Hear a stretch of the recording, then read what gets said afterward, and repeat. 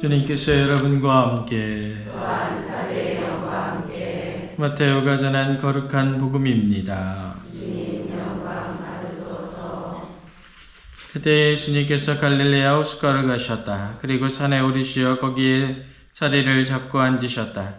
그러자 많은 군중이 다리 저는 이들과 눈먼 이들과 다른 불구자들과 말 못하는 이들 그리고 또 다른 많은 이들을 데리고 예수님께 다가왔다. 사람들은 모두 배불리 먹었다. 그리고 남은 조각을 모았더니 7 바구니에 가득 찼다. 주님의 말씀입니다. 오늘은 대림 제1주간 수요일입니다.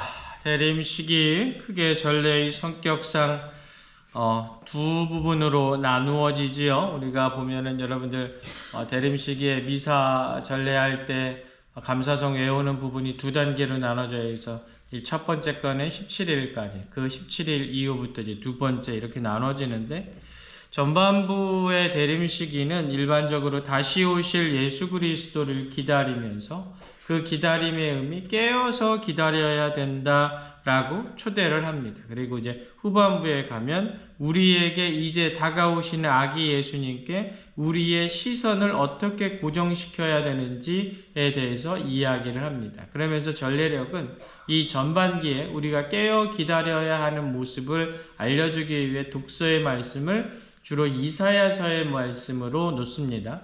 여러분들 이사야서는 한 번에 쓰여진 책이 아니에요. 성경 공부를 좀 하신 분들은 아시겠지만 이사야는 단번에 쓰여진 책이 아니라 여러 번에 걸쳐서 여러 번의 수정을 통해 가지고 이루어져 있습니다. 특히 이 이사야 예언자는 어떤 사람이었냐면 기원전 한 765년경에 태어나서 한 740년경, 742년경에 예언자로서 이제 소명을 받고서 남왕국 유다에서 활동을 했었던 거지요. 거기서 어떤 말씀을 주로 했냐면 말 그대로 한 치 앞도 내어다볼 수 없는 나라가 곧 망하게 되고 있는 망하는 상황으로 가고 있는 부분들 안에서 왜 나라가 이렇게 가고 있는지 이런 나라 속에서도 과연 희망은 있는지 이런 부분들에 대해서 여러 가지로 이야기를 했습니다. 그러면서 이사야 예언서를 쭉 통해서 보면 전체적으로 백성들에게 어떠한 경우에 있어서도 희망을 잃으면 안 된다라는 이야기를 주로 하고 있는 겁니다.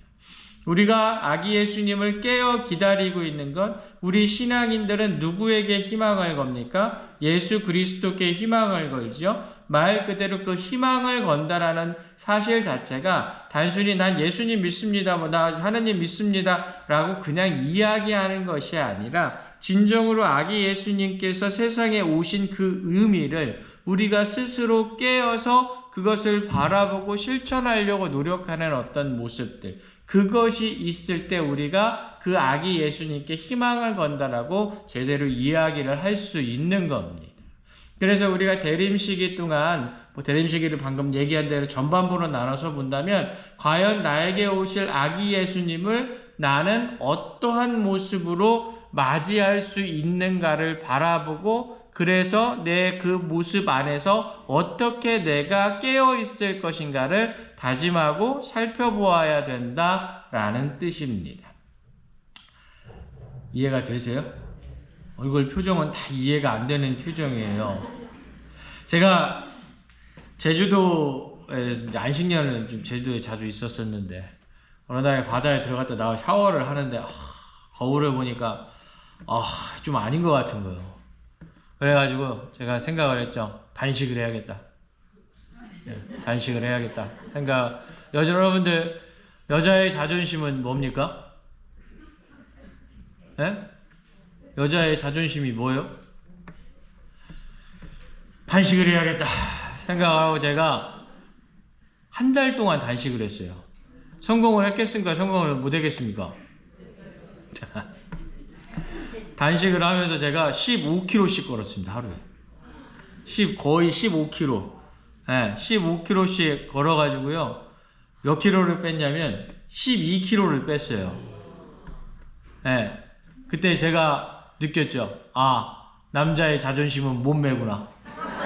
네? 남자들이 왜 그렇게 헬스장을 다니고 하는지를 제가 아주 뼈저리게 느꼈어.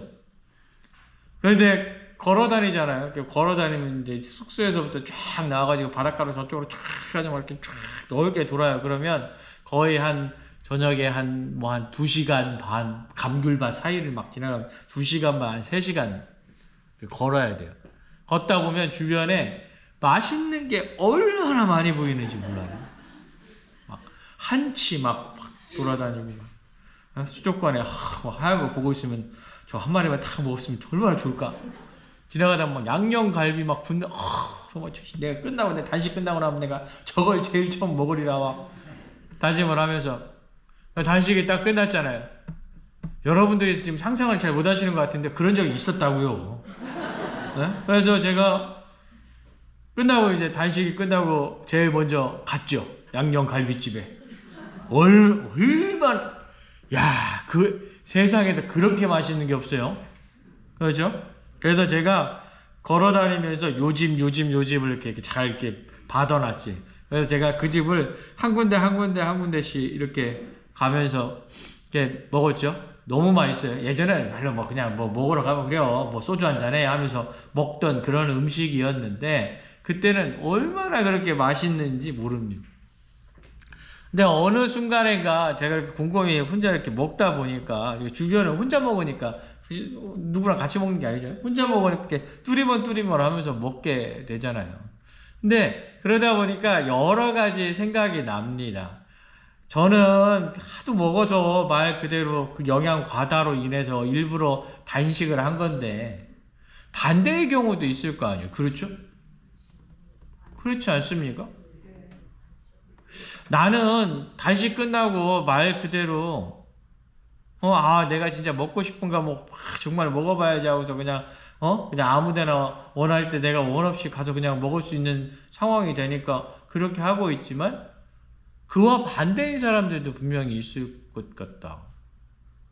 사고에 전환을 하니까 사고가 이렇게 좀 그런 쪽으로까지 생각이 이제 미치는 거죠. 미치다 보니까 대단히 여러 가지 생각이 많이 드는 겁니다. 여러분들 오늘 복음이 4,000명을 먹이신 기적 이야기거든요. 5,000명을 먹이신 기적 이야기가 그냥 쉽게 완전히 100% 맞는 말은 아니지만 5,000명을 먹이신 기적 이야기의 공관복음서 안에서의 아류작입니다. 어디에 모여있냐면 산에 모여있어요. 산에 모여있는데 산에 사람들이 왜 왔습니까? 이유는 딱 하나였어요. 다친 사람들, 말 못하는 사람들, 걷지 못하고 말 그대로 세상 안에서 약자라고 생각되는 사람들을 다 데리고 온 거예요.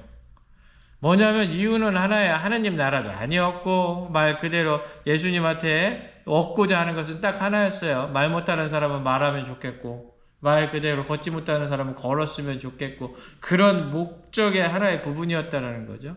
성서는 어떻게 전합니까? 예수님께서 다 고쳐주셨다라고 전해요. 그 이후에 어떻게 됐을까? 그 사람들은 예수님을 떠나지 않고 그 옆에서 이제 어떻게 말을 하는 것이 목적이 아니라 다른 것으로 변화됩니다. 그러므로 예수 그리스도의 말씀을 통해서 평화를 얻기 시작하는데 예수님은 그것으로 끝나지 않죠. 그래서 예수님은 어떻게 합니까? 저 사람들에게 먹을 것을 주어라 라고 이야기합니다. 단순히 영적인 양식뿐만이 아니라 세상 안에서 살아갈 수 있는 힘과 위로까지 주어야 된다라고 말씀을 하십니다. 그러면서 어떻게 가장 큰 기적을 또 일으키시는 거죠. 그 기적은 예수님께서 돌아가시고 부활하신 이후에 지속적으로 매일매일 발생하고 있습니다. 영성적으로 보았을 때 이것은 성체성사 안에서도 이루어지지만 교회의 삶 안에서도 반드시 이루어지고 있는 것이 이 4,000명을 먹이신 기적 이야기입니다. 예수님께서 교회를 세우신 가장 큰 목적은 무엇이었을까? 하느님 나라의 선포였지요. 그런데 그 방법 안에는 단순히 우리가 생각하는 하느님 나라가 오로지 죽어서 혹은 우리가 일반적으로 생각하는 천국의 영락, 복락 이런 것들 뿐만이 아니라 세상 안에서 하느님의 나라를 맛볼 수 있게 해주는 것이었다라는 것. 그것의 가장 첫 번째는 무엇이었느냐? 위로였다라는 거예요. 그래서 여러분들 이미 돌아가신 분들이나 지금 살아계신 모든 분들이 교회 안에서 무엇을 얻습니까? 하나님 안에서 위로를 받는 거예요. 이것이 예수님께서 교회를 세우신 하나의 목적 가운데 하나입니다. 그렇다면 과연 우리는 한 번쯤 반성해 봐야 되지요? 대림시기 안에서 깨어있다라는 것. 그러면 예수님께서 시작하신 교회의 그 목적인 세상 안에 위로를 주는 것인데, 과연 우리는 세상 안에 위로를 주고 있는 사람들인가? 세상 안에서 위로하고 있는 사람들인가? 내가 충분히 할 수 있는 것을 정말로 어렵고 힘들고 소외당하고 말 그대로 그렇지 못한 상황 안에서 주저앉아 있는 이들에게 내가 과연 손을 내밀 수 있는가? 예수님께서 그 군중들을 바라보시면서 하셨던 거 가엾구나 라는 그 마음을 우리 안에 가지고 있는가? 한 번쯤 생각해 봐야 될 부분이 아니겠는가라는 생각을 하는 거예요. 좀 더 나가 볼까요? 우리보다 못한 사람들, 우리보다 가지지 못해서 정말 어려워하는 사람들, 그런 사람들 우리 위로 잘 합니다. 그렇죠? 안 해요? 잘해요. 그래서 여러분들 제가 와서 신경 한 번도 쓴 적 없는데 여러분들 몇십 명씩 모여서 맨날 매주 월요일날 모여서 막 반찬도 만들어서 사람들한테 막 계속 나눠주기도 하고 뭐 있는 거 있고 여러분들 빈첸시오에 집 가라 그러면 제가 말만 한마디 했는데 알아서 이때까지 단 한 번 빵꾸도 안 내고 다 가시잖아요. 그렇죠? 잘해요. 그런 건 잘하는데 그 외의 것들 사회의 부분들 안에서 우리가 모르게 말 그대로 좌와 우로 나눠져 있어서 또 때로는 권력과 비권력자들 안에서 여러 가지 부분들 안에 있어서 말 그대로 우리 안에서 어떻게 저렇게 정치를 할까? 어떻게 저렇게 사회정의에 대해서 무관심할까? 어떻게 저렇게 저런 식으로 판단을 할까? 라고 생각하는 사람들 있잖아요. 예전에 어떤 유튜브 보다 보니까 문재인이 간첩입니까? 라는 설문조사에 24%가 간첩이라고 대답을 했다며요. 그리고 나머지 12%인가가 잘 모르겠다라고 했대요. 그리고 나머지 50몇 %가 말도 안 되는 소리 하지 말라고 그러고. 근데 저는 이 왼쪽 그 20몇 %를 이야기하고 싶은 게 아니라 이 54%의 사람들이 54%인가 64%인가 이 사람들이 뭐라고 에이그 하고 그냥 끝나버린다라는 거예요. 그러나 예수님의 모습은 무엇이었습니까? 그냥 고쳐주고 끝난 게 아니었어요. 끊임없이 관심을 가질 수 있겠죠. 못한다고, 욕심쟁이라고. 그냥 우리는 비웃고 끝난다라는 거예요. 안 한다, 이기적이죠. 그래서 그냥 빼어버리고 만다라는 거예요. 가톨릭 신앙인들은 그래서는 안 된다라는 것.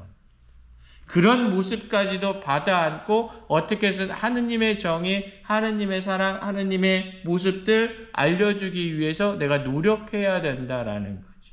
아프죠. 힘들죠. 속이의 경이기 같은 모습일 수 있어요. 그리고 내가 꼭 이래야만 되나라는 생각을 할 수도 있는데 그럼에도 불구하고 그렇게 해야 되는 것. 그것이 바로 예수 그리스도 안에서 깨어있는 것이다. 저는 좀 한 번쯤 이야기를 하고 싶습니다. 누군가가 내가 그런 이야기를 했을 때 그 사람이 받아들이느냐 받아들이지 않느냐 저는 그건 중요하지 않다라고 생각합니다. 내가 그렇게 했느냐 안 했느냐를 예수님이 보시는 것이지 예수님께서 네가 해서 결과를 얻었느냐 얻지 못했느냐를 가지고 판단하시는 분이 아니다라는 거예요. 이럴 때 아멘 한다라고 제가 몇십 번 이야기를 했습니다. 내 모습은 어디에 있습니까? 위로하는 모습입니까? 불쌍히 여기는 모습입니까? 2000년 전 예수님을 닮은 모습입니까? 대림시기 동안 한 번쯤 그런 모습이 되기 위해서 정말로 생각해보고 노력하는 시간들 되시길 부탁드립니다. 잠시 묵상하겠습니다.